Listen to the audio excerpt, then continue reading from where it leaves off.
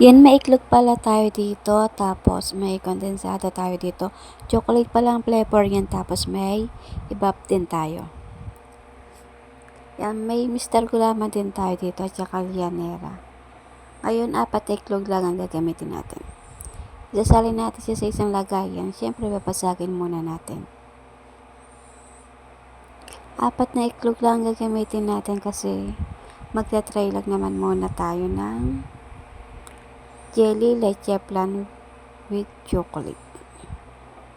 Chocolate pala yung flavor natin ng kondensada.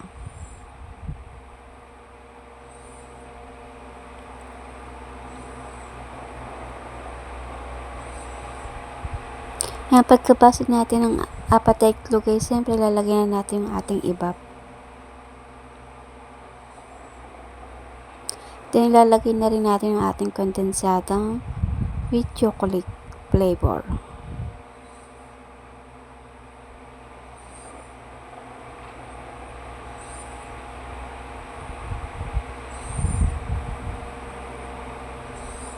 Then, imimix lang natin.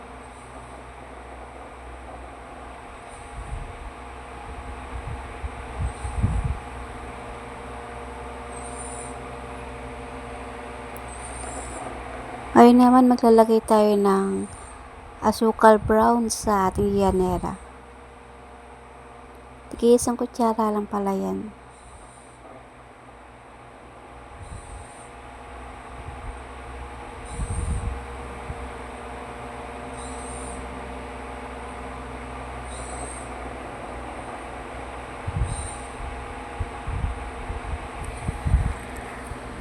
Then, tutunawin natin siya sa mahinang apoy.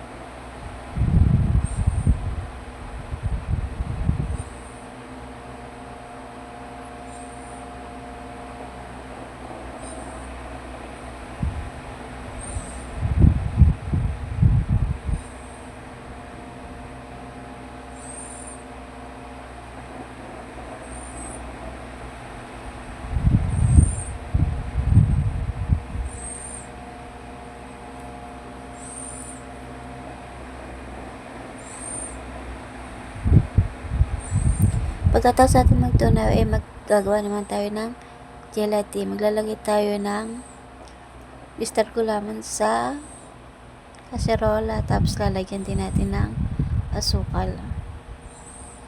Brown sugar pa lang ginamit ko dyan.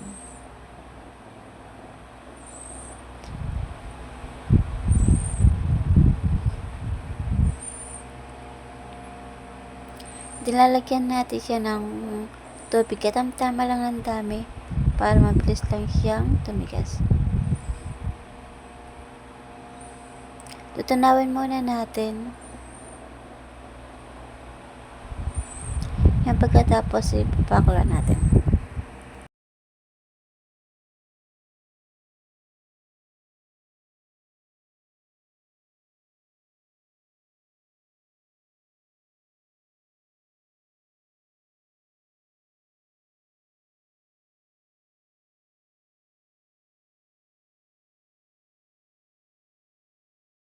Pagkaluto ay siyempre sasalinan natin ang ating Llanera. Sinalin ko pala yan sa pichil para mabilis diyang salinan. Para dire-diretso ang salin natin.